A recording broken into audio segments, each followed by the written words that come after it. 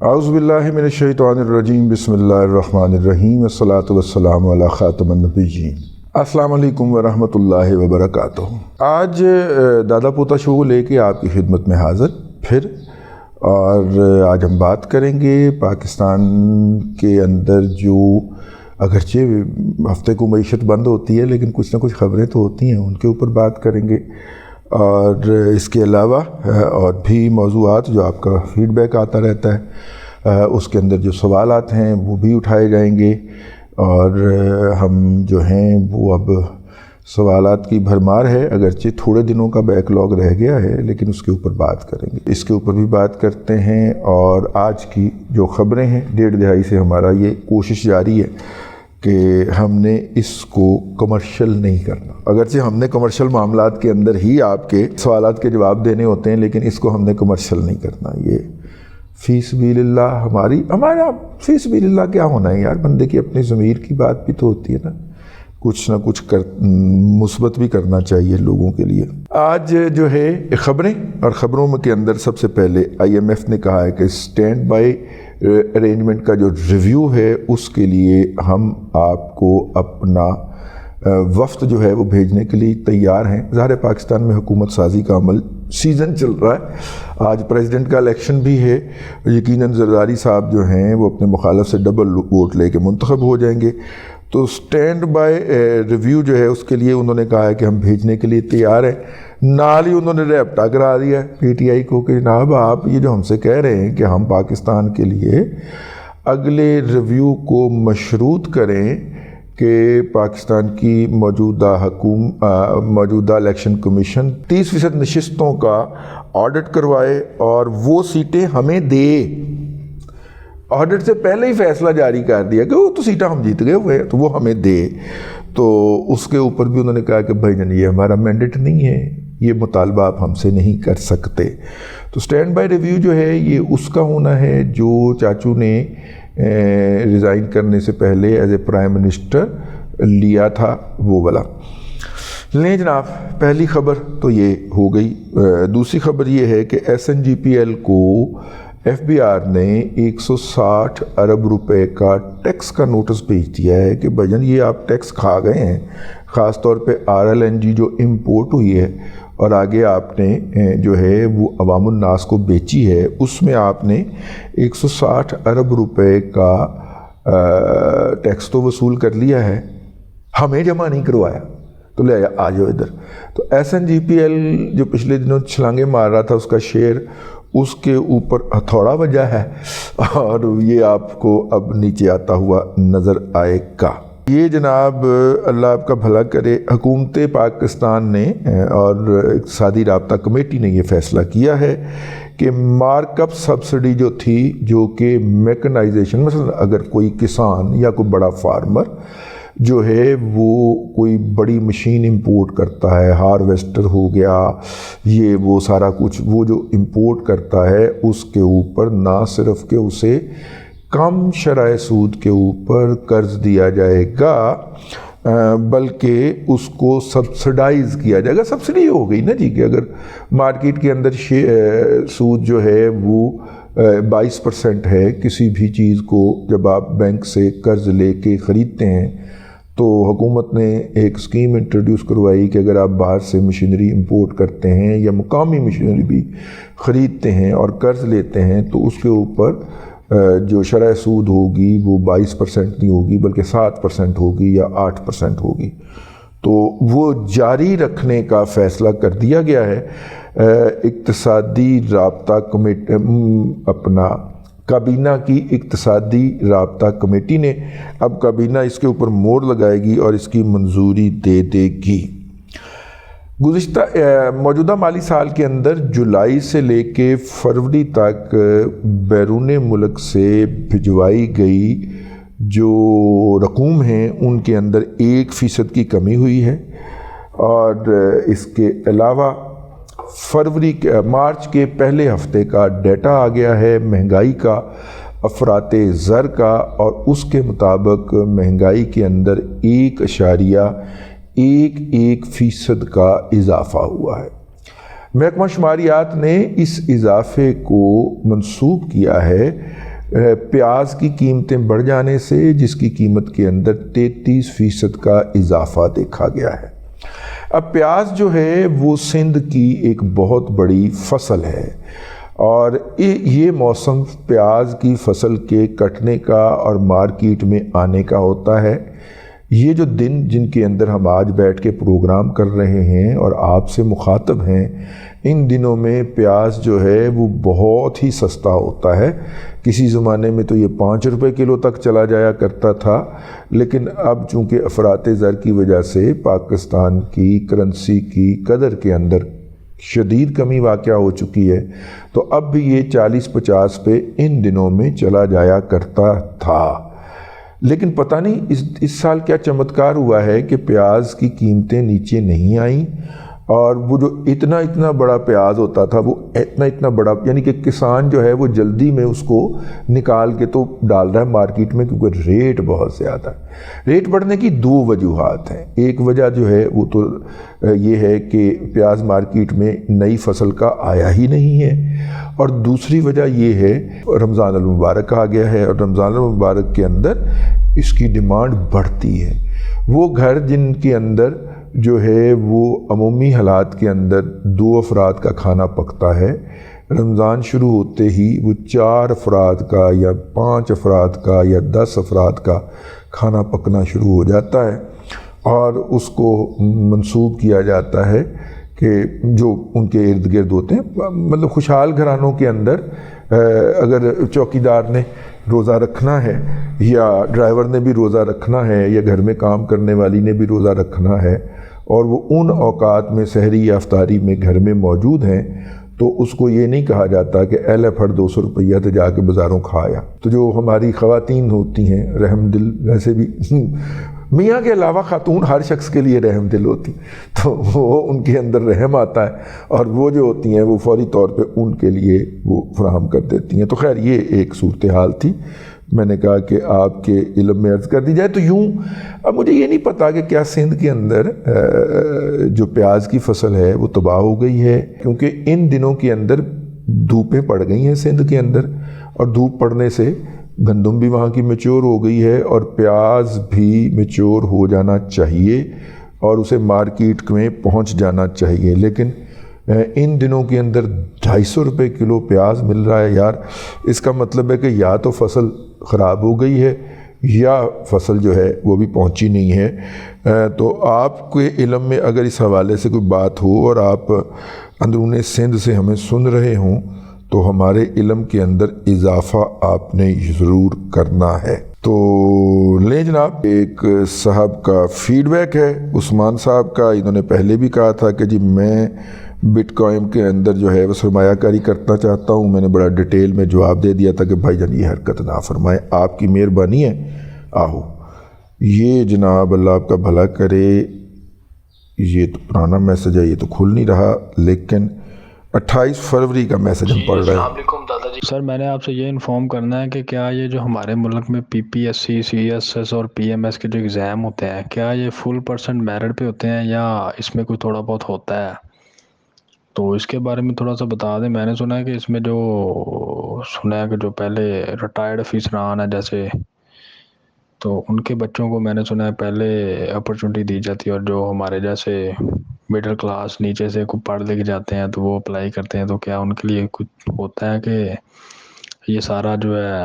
Merit بیس ہے یا نہیں ہے پراپرلی؟ دیکھیے بات یہ ہے کہ میں اپنے ذاتی تجربے کی بنیاد پہ کہہ سکتا ہوں کہ یہ کم و بیش میرٹ کے اوپر ہوتا ہے۔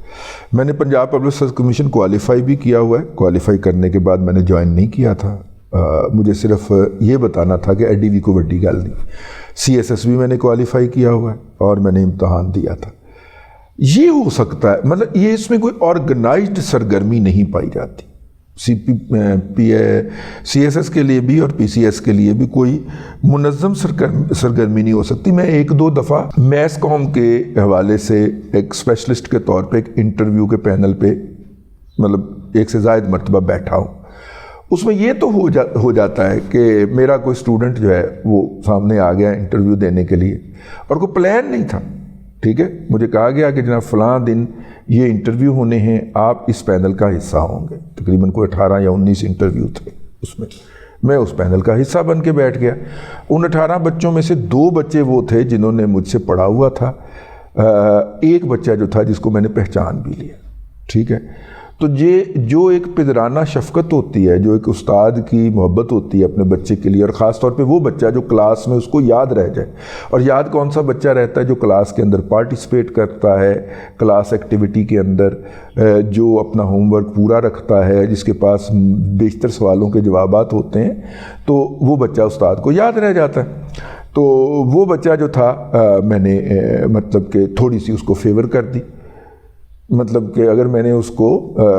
عام میرٹ کے اندر اس کو 3 نمبر ملتے تھے اس وقت, تو میں نے اس کو 5 میں سے 5 دے دیے. ٹھیک ہو گیا. یہ تو ایک فیور ہو سکتی ہے اور ہوتی ہے. لیکن مطلب کہ جس طرح باقی جگہوں پہ ہوتا ہے کہ جناب پہلے آپ اس کے گھر جاتے ہیں, سودے بازی ہوتی ہے, یہ ہوتا ہے, وہ ہوتا ہے, یہ ایک بات, ویسا میرا خیال ہے نہیں ہوتا. ایک بات. دوسری بات میں نے عرض کیا, آپ نے کہا ریٹائرڈ بیوروکریٹس کے, وہ ریٹائرڈ بیوروکریٹ جو ہوتے ہیں وہ زیادہ تر انٹرویوز پینل میں بیٹھتے ہیں. لیکن یہ بات ذہن میں رکھیے گا کہ اس پورے پروسیس کے اندر انٹرویو کے نمبر کافی کم ہوتے ہیں. تو وہ ریٹائرڈ بیوروکریٹ یقیناً کرتے ہوں گے, فیور کرتے ہوں گے اپنے کولیگز کے بچوں کی, لیکن فیور اتنی کی ہو سکتی ہے انٹرویو کے اندر. انٹرویو تک تو پہنچنا ہے نا, اس نے ریٹن ٹیسٹ دے کے انٹرویو تک تو پہنچنا ہے نا. تو انٹرویو میں آ کے وہاں پہ تھوڑی بہت اونچ نیچ ہو جاتی ہے. اس کا بھی میں انی شاہد ہوں, بالکل ہوتی ہے, آپ صحیح کہہ رہے ہیں. لیکن جو بچہ ایکسٹرا آرڈنری ہوتا ہے نا جی, جو انٹرویو میں دھڑلے سے پہنچا ہوتا ہے میرٹ لے کے, اس کو آپ انٹرویو میں بیٹھ کے آؤٹ نہیں کر سکتے. یہ نہیں ہو سکتا. ٹھیک ہے. ہمارے ہاں کیا ہے کہ اگر ہم کسی کام میں کامیاب ہو جائیں تو اسے ہم میرٹ کی جیت کہتے ہیں, اور اگر ہم ناکام کر دیے جائیں یا فیل ہو جائیں تو اس پہ ہم کہتے ہیں کہ جی میرے ساتھ دھاندلی ہوئی. جس طرح الیکشن کے اندر ہوتا ہے کہ آپ جو جیت گئے ہیں تو وہ جمہوریت کی جیت ہے, اور اگر آپ جیت نہیں پائے تو آپ کے ساتھ دھاندلی ہو گئی.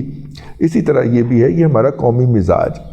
تو جتنا ایک اس میں ہوتا ہے وہ میں نے آپ سے عرض کر دیا ہے. میں دونوں طرف سے اس پروسیجر کا حصہ رہا ہوں, اور دونوں حوالوں سے میں نے آپ کو عرض کر دیا. جی السلام علیکم. میرے ایک 2 کوشچنز ہیں. سب سے پہلے جو کوشچن ہے وہ یہ ہے کہ انرجی سیکٹر میں اگر پاور کی بات کی جائے تو کیا آپ کی نظر میں ہمیں الیکٹریسٹی کا الٹرنیٹیو سولر سسٹم جو ہے وہ اپنے گھر میں انسٹال کرنا چاہیے؟ اور دوسری بات یہ ہے کہ اگر فیوچر میں ہم اس پرسپیکٹو کی طرح دیکھا جائے کہ سولر کا جو ROI ہے وہ کیا مطلب پازیٹیو کی طرف اچیو ہو سکتا ہے کہ اگر ہم لوگ اپنا ایک بڑا سسٹم انسٹال کریں اپنے گھر میں لائک 10 kVA یا 15 kVA کا, اور کیا نیئر فیوچر میں یہ پاسبلٹی بھی ہے کہ جو وابڈا کے یونٹس ہیں وہ مطلب ڈیکریز میں آئیں گے, مطلب ڈیکریز ہوگا ان کا ریٹ, یا وہ انکریزنگ ہی آرڈر میں رہیں گے؟ Thank you. دیکھیے, کسی بھی پروجیکٹ کا جو ریٹ آف ریٹرن ہے یا پیریڈ ہوتا ہے وہ 3 سال کے قریب ہوتا ہے. میں کمرشل پروجیکٹ کی بات کر رہا ہوں کہ کمرشل پروجیکٹ کے اندر, کمرشل میں اس نے بریک ایون حاصل کرنا ہوتا ہے 3 سال کے عرصے کے اندر. لیکن جو نان کمرشل ہوتا ہے اس کو آپ ڈبل کرتے ہیں, بلکہ ڈبل سے بھی زیادہ کر لیں, 7 سال میں ہوتا ہے. جو اس وقت ریٹس چل رہے ہیں بجلی کے, میرا خیال یہ ہے کہ یہ 3 سال سے بھی پہلے آپ کے پیسے پورے کر جائے گا. پہلی تو بات یہ ہے. نمبر 1, جہاں تک یہ ہے کہ آپ اس کو لگائیں اور ان انٹرپٹڈ بجلی حاصل کریں, اور ساتھ میں 2 بیٹریاں بھی ٹھوک دیں, تو وہ اس سے بڑی سہولت کوئی نہیں ہو سکتی, اور سہولت کی کوئی قیمت نہیں ہوتی. آپ کسی دوسرے شہر میں جا کے ریلوے اسٹیشن کے اندر پڑے ہوئے بینچ پہ بھی سو سکتے ہیں, اور آپ وہاں پہ 60,000 کا کمرہ لے کے اس میں بھی سو سکتے ہیں. فرق تو دونوں میں ہے نا, سہولت کا فرق ہے نا. تو سہولت کی, میں نے کہا مفت بھی آپ وہاں پہ رات سو کے گزار سکتے ہیں 4-5 گھنٹے کے لیے, اور اگر آپ سہولت چاہتے ہیں تو آپ 60,000 روپیہ بھی دیں گے شام رات گزارنے کے لیے. تو سہولت کی کوئی قیمت نہیں ہوتی. یہ جو سہولت ہے نا, ہم اس کو مائنس نہیں کر سکتے کہ لوگوں کے گھر میں بجلی نہیں ہے, آپ کے گھر میں بجلی موجود ہے, اور آپ اس کے لیے ایک سہولت آپ اور آپ کے بچے انجوائے کر رہے ہیں. اس کی ایک کاسٹ ہوتی ہے, اس کو نہ نکالیے اس میں سے. جب آپ یہ کاسٹ نکال دیتے ہیں, یہ آپ سہولت کی ویلیو نکال دیتے ہیں, تو پھر آپ کو سولر مہنگا لگنا شروع ہو جاتا ہے. اگر آپ اس سہولت کی قیمت ڈال لیں تو آپ کو سولر مفت لگے گا، پہلی بات۔ دوسری بات یہ ہے کہ یہ تھوڑی بہت ترامیم چاچو نے کر دی تھیں، اور جو لوگ بجلی بنا کے وابڈا کو دے رہے تھے ان کے لیے یہ وائبلٹی اس کی ختم ہو گئی تھی۔ بہرحال آواز اٹھائیں گے، آپ بھی اٹھائیے، ہم بھی آواز اٹھائیں گے اور اٹھاتے ہیں کہ جناب جو ہے پہلے یہ تھا نا کہ آپ نے دن میں اگر فرض کریں 5 یونٹ بنائے اور اپنی ضروریات پوری کی، اوکے، سورج غروب ہو گیا، اب وہ 5 یونٹ جو ہے نا وہ آپ واپس لے کے خرچ کرنا شروع کر رہے ہیں، اوکے، آپ نے اس میں سے 3 یونٹ پوری رات کے اندر خرچ کیے ہیں، باقی 2 یونٹ رہ گئے تو وہ وابڈا کی طرف جمع ہوتے گئے۔ تو وابڈا نے جو ہے وہ اگلے مہینے کے بعد وہ آپ کے جو 60 یونٹ اکٹھے ہو گئے روزانہ کے 2 بچ کے 60 یونٹ کے پیسے آپ کو ادا کر دیے، ٹھیک ہو گیا۔ تو جو اس کے اوپر اچھا، اب اگر فرض کریں کہ آپ کے 60 یونٹ وابڈا کی طرف نہیں نکلے، بلکہ آپ نے چونکہ اے سی وے سی چلایا ہے تو وابڈا کے 60 یونٹ آپ کے طرف نکل آئے ہیں، تو وابڈا میرا خیال ہے، جہاں تک میں سمجھاؤں مجھے کریکٹ کیجیے گا، کہ وابڈا ان 60 یونٹ کے اوپر آپ سے پورے کا پورا ٹیکس وصول کرتا تھا، کوئی اس طرح کا معاملہ تھا۔ اب یہ ہے کہ آپ نے بھلے خود بجلی بنا کے استعمال کی ہے، اس کے اوپر ٹیکس جو ہے وابڈا یا ایف بی آر پورے لے گا اپنی بنائی ہوئی بجلی کے اوپر۔ بجلی تو آپ کو مفت ہے، لیکن جو اس کے اوپر ٹیکسز ہیں وہ وابڈا آپ سے پورا وصول کرے گا۔ یہ ترمیم پچھلے چاچو کے حکومت میں ہو گئی تھی، تو یہ ہم واپس کروانے کی جدوجہد کرتے ہیں۔ ادروائز سولر سے اچھا اور اپنے چھت کے اوپر لگے ہوئے سولر سے اچھا آپشن کوئی نہیں ہے۔ میں بھی بڑے دن ہو گئے نے سولر کی صفائی نہیں کی تھی، تو میں سوچ رہا ہوں رمضان سے پہلے کر ہی لوں۔ السلام علیکم۔ اچھا، میں 2 چیزوں پہ نا اپنی توجہ دہرانی ہے، وہ یہ ہے کہ ایک تو ہم لوگ جو آج کل فراڈولنٹ کالز آتی ہیں کہ جی آپ کو یہ کا انعام نکلا ہے، گاڑی نکلا ہے، فلاں آپ کال کریں، یہ کریں وہ کریں، اس میں کچھ سادہ لوگ تو پھنستے ہیں۔ اگر کوئی بندہ ان کو سیٹ اپ کال دینے کی کوشش کرتا ہے تو آگے سے وہ گالیاں بکتے ہیں، ٹھیک ہے۔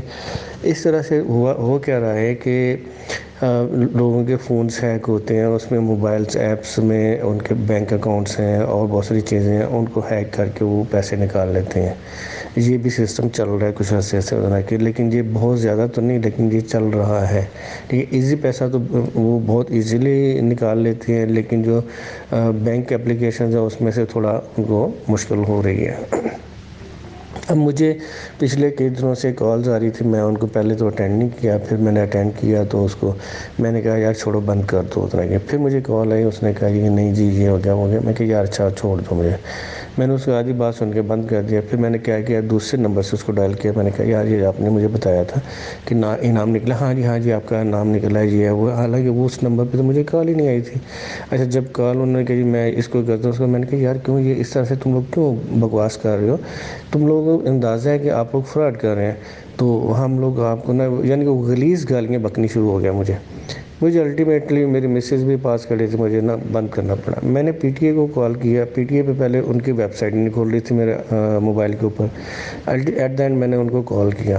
تو اب جب کال کیا تو انہوں نے کہا کہ جی آپ یہ ایک کسی اور براؤزر کے تھرو پی ٹی اے کی ویب سائٹ کھول رہے ہیں، اس میں نا یہ لکھ دیں، یہ آپ اسٹیپس ہیں ان کو فالو کرتے ہوئے یہ کمپلینٹ کر دیں تو ہم لوگ اس کو وارننگ دیں گے، اس کے بعد اس کو نمبر بلاک کر دیں۔ میں کہا یار یہ نمبر بلاک کرنے کا مقصد تو مجھے سمجھ نہیں آتی، آپ پی ٹی اے آتھورائزڈ ہیں اور آپ لوگوں کو پتہ ہے کہ اس ایریا کے اندر یہ نمبرز جو ہے نا وہ ایسے غلط کام کر رہے ہیں تو ان کو بلاک کریں، بلکہ ان کو اپنا سائبر کرائم کے حوالے وہ نمبر دیں۔ دیکھیے میں آپ کو اس میں بتاتا ہوں، میں نے بھی ایک پرسو کیا تھا، اسلام آباد کے انڈسٹریل اسٹیٹ کا انڈسٹریل ایریا جو ہے وہاں کا ایڈریس تھا، اور ایک